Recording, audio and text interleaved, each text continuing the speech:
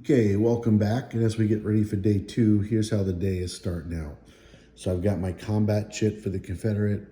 I've got a new marker coming in for Lee. I have to roll a certain die to bring him in, and then he can take an activation of any other chit pulled and replace that. I've got an activation coming in for Yule.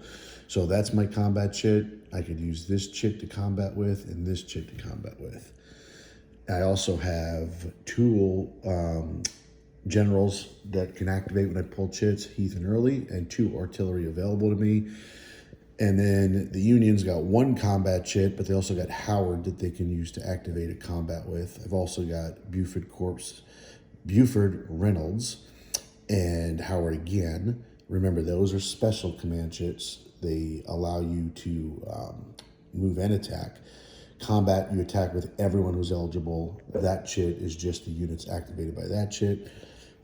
There's my artillery available, so remember I can pull one artillery out because the Union still controls Cemetery Hill. Now going into this turn, I'm going to have a couple of rolls occurring. So nobody is coming in turn 3, so there's no early entry.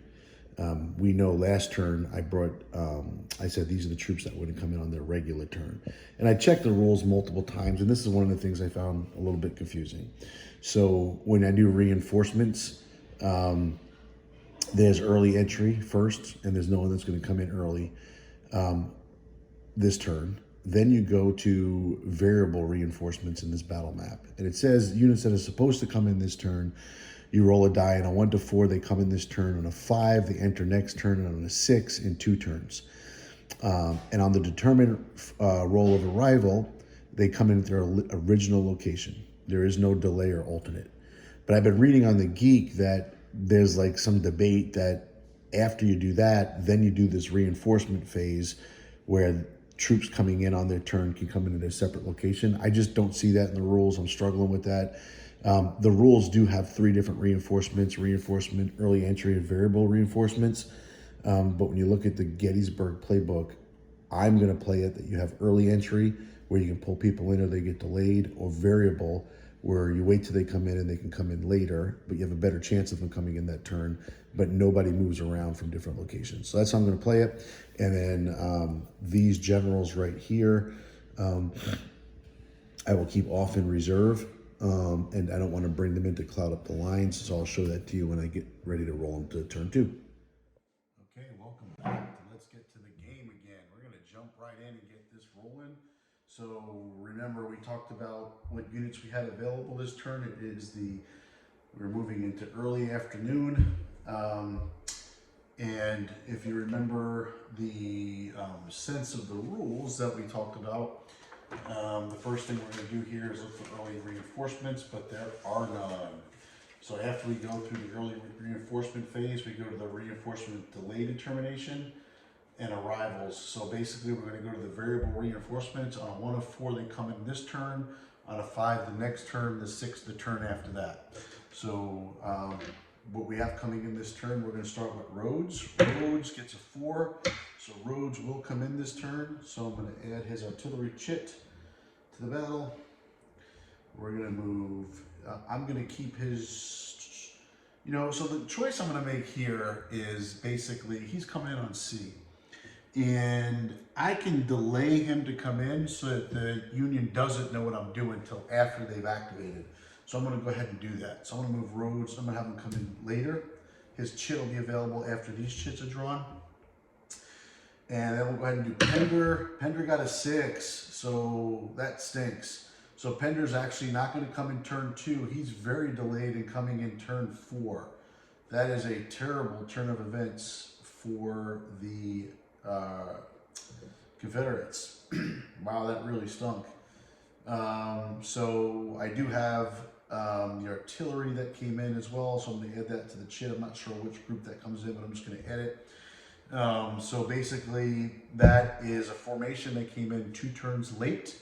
So coming in 2 turns late is double victory points for the Confederates for delay. So 1 formation, 1 turn late would have been 1 point. 1 times 2 turns late as 2, and the first turn during the day, they're worth double, so we're going to get 4 delayed victory points for the Confederates. And Pender, man, if you look about that, man, Pender could have been coming in right now up here and really put a hurting on the Union there, but that did not happen. The Union is going to keep, they're going to keep Reynolds artillery out, and then I'm going to take the Buford and the Howard artillery and all the Confederate. I have 6, so I'm going to draw 3. So available this turn is going to be Buford's cavalry. Artillery. We have Early's artillery. We have the 3rd Corps artillery. We have Rhodes's artillery, and then we have Howard's artillery available. Heath's is not available this turn. I've got my chits. For Lee, what you basically do is his command chit is available, and you basically roll a die. And starting on turn 2, roll a die for Lee during the artillery special command marker phase. On a roll of 1, he's available. So let's see. He's not available, so Lee is not available this turn. He's a good chit to bring in because he does some really cool stuff. Again, adds +1, and he's a chit that can make someone attack. So now basically, again, looking at what I have left, I've got 2 combat chits available to me, 2 special marker chits, and 5 activations. 3 for the Union, 2 for the Confederates. I'll shake them up, and the first one drawn is going to be Heath. So Heath's a tough one.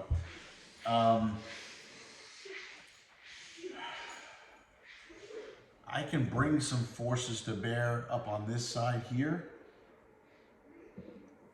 to try to get some hits in early. And I think that's what I'm going to do. So let's see how far they move. And so let's see how this works. I am now going to take my... Do I use my combat chit right now? What I'm trying to do is knock them off the hill. And if I knock them off the hill, come up with roads and really threaten here with this route open to me. Or do I just keep Heath back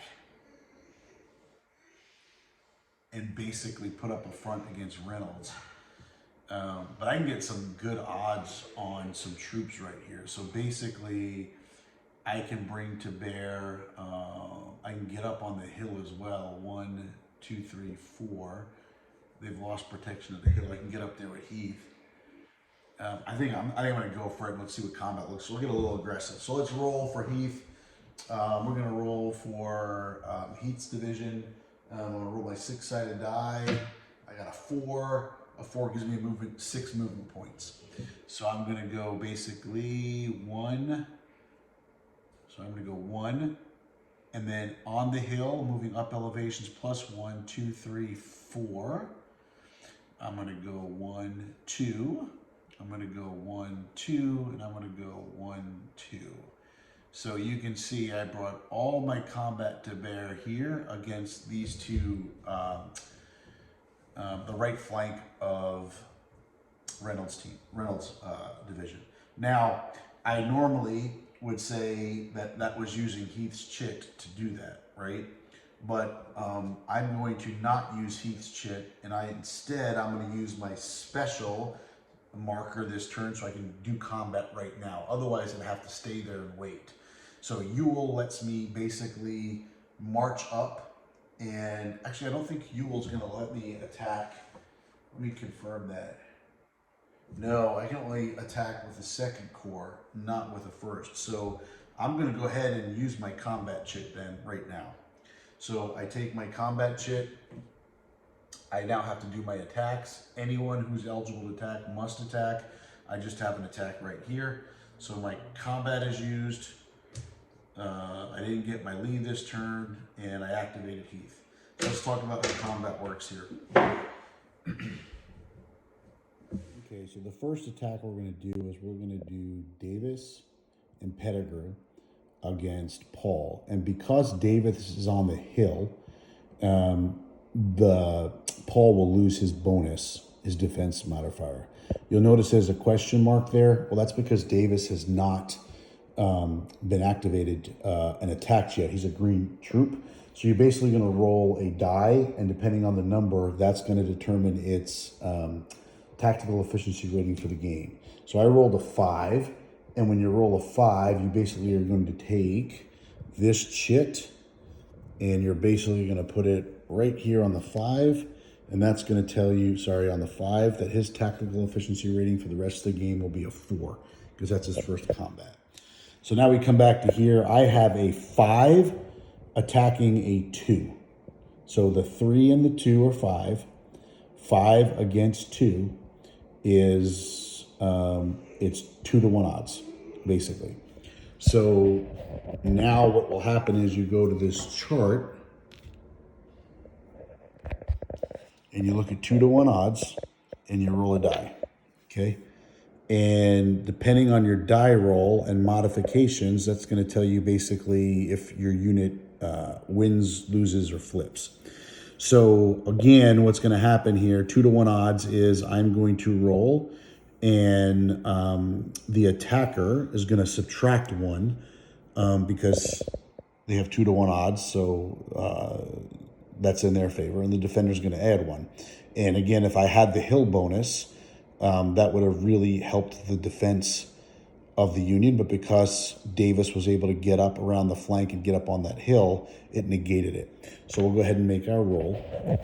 So I'm going to roll, I am rolling against the 4. So I rolled a die and I rolled a 5. 5 is greater than the 4. So what's going to happen is Robinson is going to lose a step. Okay.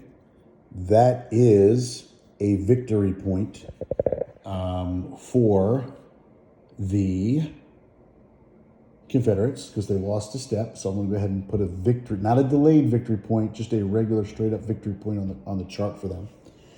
And then there's retreat. So after the battle is done and your dice are rolled, there's a retreat portion of this. And how retreat works is you take the number that they basically, I think it's what they missed by. So in this case, let me check that real quick. Has to retreat a number of hexes equal to the difference between its combat roll and its turn. So it's 1. So this unit has to retreat, and there's a really cool retreat compass on here. So you have to pick for the Union one of those directions. So coming on back, I don't want to lock up the bottom of Robinson. I don't want to give up the hill, and I can't retreat into another zone of control. So I'm going to have to drop back right to here. So that's my retreat. Now, I do have to roll on these 2 units. 2-to-1 odds, they're both going to see if they took any damage. So Heath needs to roll a 1, 2, or 3 to avoid that. Nope. So he's going to take actually a step loss. And for him, because he's only a 1, he is eliminated. So that is a Union victory point. So I'm going to set that up. And then, oh, I'm sorry, I forgot. It's they're -1, so the 5 is a 4. It's still the step low. Oh, I moved the wrong one. Gosh, the camera's not doing well for me. So let's go back to here. It was this unit. So he loses 1. So there, and because I rolled a 5, -1 is a 4, and he was a 3. He's going to have to drop back 1 space. So we'll move him to here. And then my other unit, remember they were a 4 because of the modifier. On 2-to-1, they're a 5. When I rolled the dice, I rolled a 5, so they're good. So that's how that combat worked. I'm going to bring the camera back up top and roll the rest now that you get the gist of it. So blood has been shed. Interesting and very cool. I'll fix this in a minute. Now we have 3 against 2. Those aren't really good odds now. Actually, they're terrible odds. 3 against 2 is basically a 1-on-1.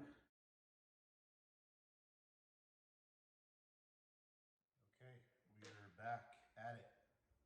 So I still have a bunch of units to see who activates next. We got Howard, Early, Buford, and Reynolds. Let's see who comes up next.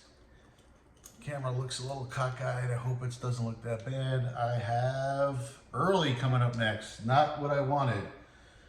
Oh no, because I said I put Early. Yeah, Early's down here, so he's good to go next. So let's take Early, put him to the side. I can't attack with him, but I can get him moving. So unfortunately, because Buford's cavalry's got me jammed here, the most I can do, let's see how many movement points I can get with him. 5. 5's gonna give me 10 movement. Well, I can kind of march right around Buford. Early, yeah. So the way to activate your command and to use it to get attacks, every unit's got to be basically within 4 of each other, and I'm in good shape here. So I can actually go 1, bypass Buford, 2, 3, 4, 5. Defense in the town kind of stinks a little bit. I don't know that I want to defend in the town. I think if I remember how the town works, basically when you're going into a town of Gettysburg, the defense modifier is -1. Defeated defenders must retreat 3 hexes. Got it. Move cost penalty and a defense modifier of -1.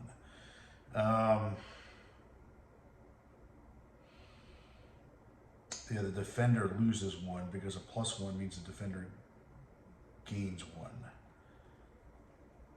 I think how that works. The attacker, okay, the attacker loses 1. Actually, maybe, I don't know if I want to go through the town. Let me figure this out. I'd also like to take, I got him coming through here. I just got a measly cavalry here.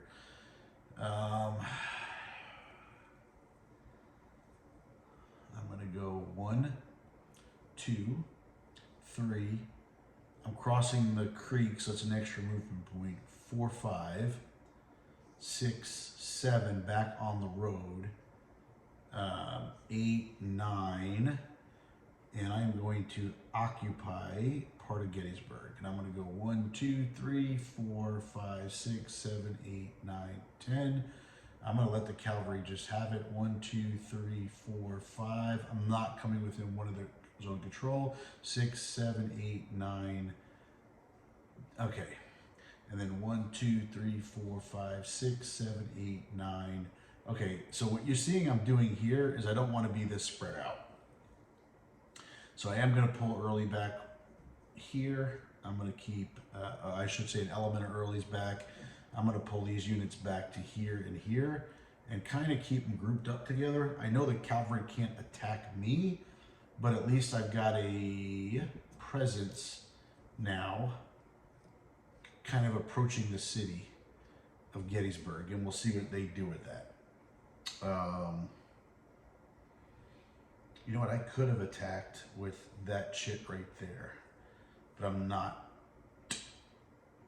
You know what? It would be great to capture some cavalry. I'm going to do it. Never mind. I'm going to take everybody back. And what I'm going to do instead, because I forgot, instead of using the actual chit for Early, I'm going to use that special command marker. And again, because I use that, that allows me to attack, even though I already used my attack. So I will go ahead and go, I want to really hit his cavalry hard. I can get 3-1 odds on him, but he can get away pretty damn easy. So I'm going to go ahead and see what I can do here. I'm going to go 1, 2, 3, 4, 5, 1, 2, 3, 4, 5, 1, 2, 3, 4, 5, 6, and into here. All right, and now the cavalry, I'm going to put these 2 units on this one, 2 on this one. Cavalry, 1, 2, 3, or 4, he can retreat. He got a 4, and of course he's going to pull back. And he's going to go 1, 2, 3, 4 to keep this delay coming. And then we have Devon's troop on a 1, 2, 3, 4. They can pull back, and they do. So I got up there. Cavalry suckered me into the easy targets, 1, 2, 3, 4, and I went after them. And you can see that's where the cavalry is really good at delaying me coming into the city, because basically that's going to hold me up here, which really sucks. So that's all I can do. We're going to go ahead and pull the next chit, and the next chit is going to be Buford. Buford could move if he wants to, and what I'm going to do is basically pull my line right there. So I'm blocking the road in because if he hits this, comes within one of this, he's got to stop. I know this unit's coming here, and I like the way Buford looks, so I'm just going to stop right there.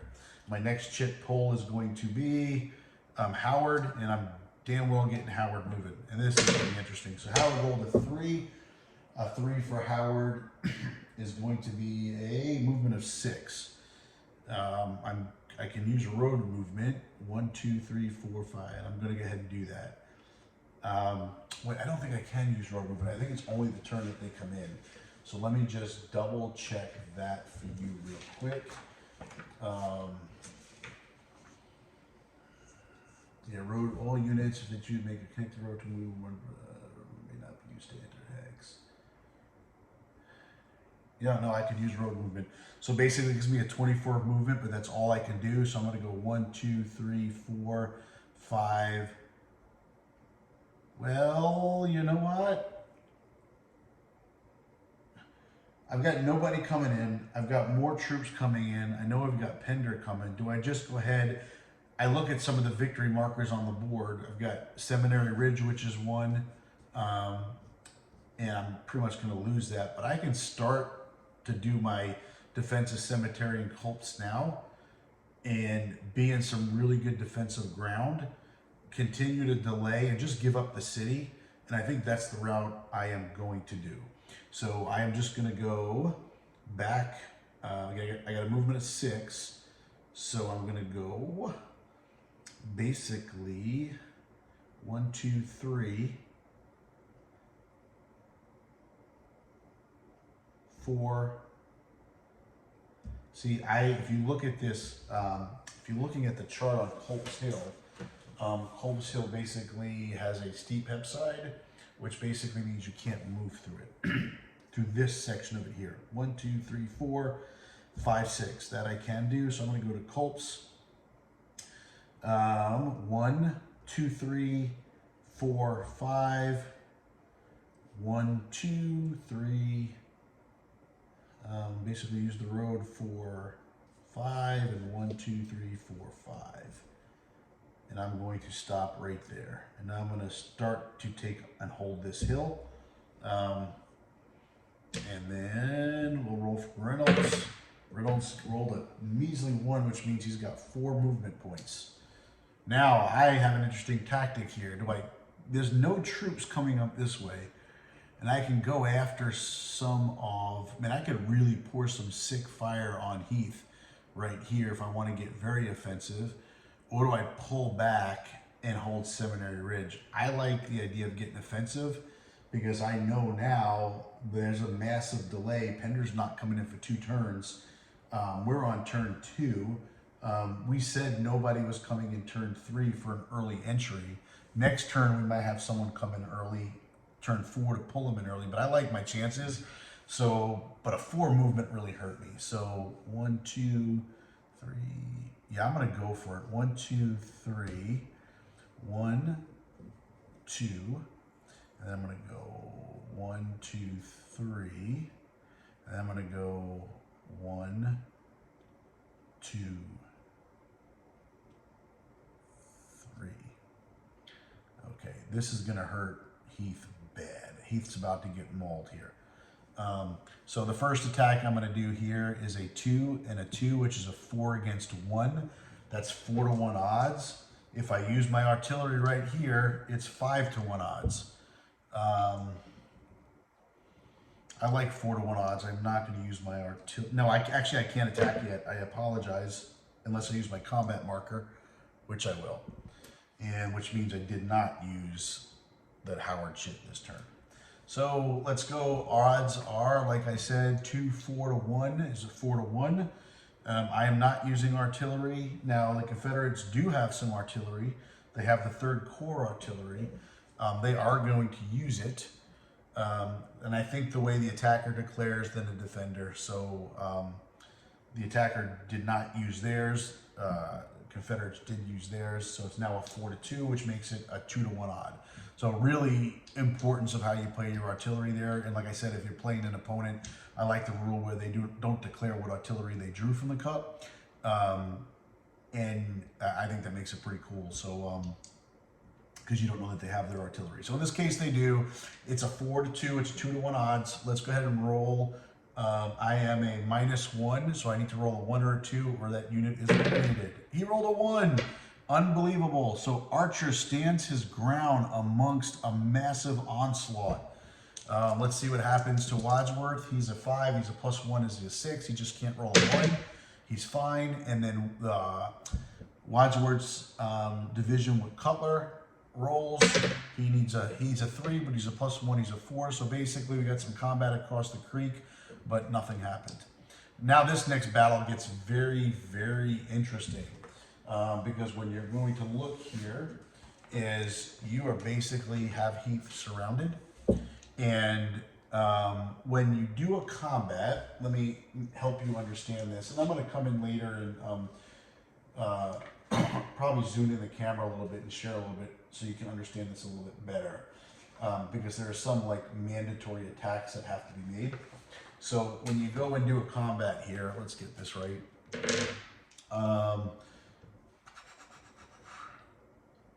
So if you're infantry and in a clear hex, so like Robinson right here under Paul, you do have to attack. So I kind of forgot about that, but hey, rookie moves. If the enemy units are in clear hexes at higher elevation and they are not separated from the enemy units by a steep railway embankment. So I don't have to attack with Robinson because they're higher and there's a steep embankment here. So he does not have to attack, but he does have to attack Davis's crew on the hill. I can't attack this square because I have a unit in my zone of control, and I can't just ignore him and attack him and nothing happened to this guy. So I will zoom that in and make that make more sense right now. You can see I'm in, Robinson's in a bad spot. He doesn't want to get attacked here, but he can attack if he chooses up here. And because you can just add his ability to the attack. And the other side of it is because I've got units coming in from this way, they just add to it. So in this case here, I would be 2, 4, 5 to 1 odds. Now he's on the hill, so he's going to get a modifier of 1, which is really going to help him out a ton. Now I couldn't add Paul to that attack because Paul, if he attacks Brockenbrough, then he has not attacked Davis. And you can't just ignore someone in your zone of control and kind of gang up on someone if you got someone else there. So he's going to have to put his attack on Davis. And again, here was the attack that, man, I thought for sure I would win, but because of the artillery situation, I kind of lost that. That really helped out Heath a ton. So I basically here have a 2, 4, it's 5 to 1 odds. I've got no artillery to use here. I am not going to commit my artillery here, so it's 5 to 1 odds. So I look at the table, -3 DRMs for the Confederates, but they're on a hill, so they're only -2. So I need to roll basically a 1. Rolled a 4. So this troop is hit and eliminated. So Brockenbrough is out of the game, and that is a victory point for the Union. Okay. Now, I attack because the odds were so great. In that case, for the Union, only one of their units has to roll for a step loss. So I'm going to go ahead and take Doubleday's unit under Stone. He's basically a 3. He's got a +3, so he's pretty much going to be okay, I'm thinking, unless he rolls a 1. And no, unless he rolls a 6, so a 1 is fine, so he stays. So nothing happens here, and I can advance onto the hill, and I will. I'm going to actually have this unit advance up. So basically, I can protect that unit back there. And now I have to finish this attack here. Davis is a 2 against a 1, 2-to-1 odds, but now I will use my artillery from Reynolds, so saved it for the right moment. All the rest of my artillery will go by the wayside. And I now roll the die, and it is 1-to-1 odds. Robinson rolls on 1-to-1 odds. He is a 4. I rolled a 2. He is fine. Heath, if you remember, was a 4. He's +1 because he's on the hill, and he's fine as well. So nothing occurs there. Heath has been really shattered and has pulled back. And the last unit to go now will be Rhodes. And what sucks is I have tons of artillery.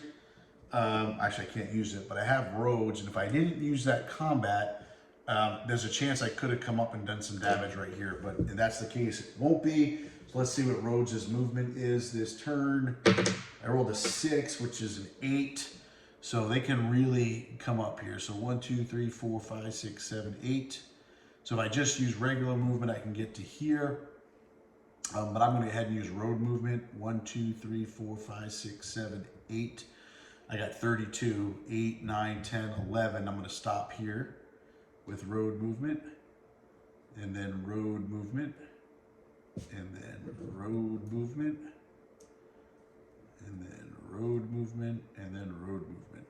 So I am rushing Rhodes to the front to kind of get up here quick. 1,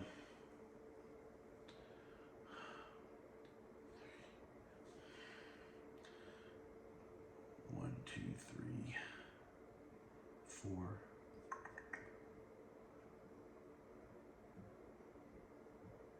Yeah, he's gonna stop like that. I just don't want to keep getting delayed coming up here. Man, the Union that really worked out well for the Union, man. And Pender not coming in. Imagine if Pender would have came in last turn. Reynolds probably could not have done that. So that was actually pretty damn epic. So that is going to conclude. I'll check the victory points, make sure I didn't miss anything, which I don't think I did. Right now, the Union has 3 victory points. The Confederates have 2. The Confederates have 4 delayed victory points. We are moving into the late afternoon. And at that stage, the rest of Howard's troops are going to come in at I. We know that they have already been delayed, so you don't roll again. So I'm going to move that right there. And then we do have some potential early arrivals if we try to pull them in early next turn. So it looks like I've got some elements of the 3rd Corps coming in and Johnson coming in as well. So do folks want to be risky and try to bring these dudes in early? I don't think the Union needs to. They'd probably be wise not to. The Confederates, man, if they do and the gamble fails, they're in trouble. So I'm going to wager neither of them will. But we'll see that next time. Take care, guys.